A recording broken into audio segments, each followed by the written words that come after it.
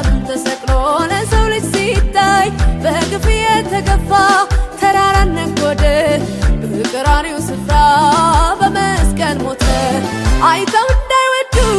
ደም ግባት የለውም እጅግ የተጠላ ቁስለኛ ነው ታዲያ ይሄማ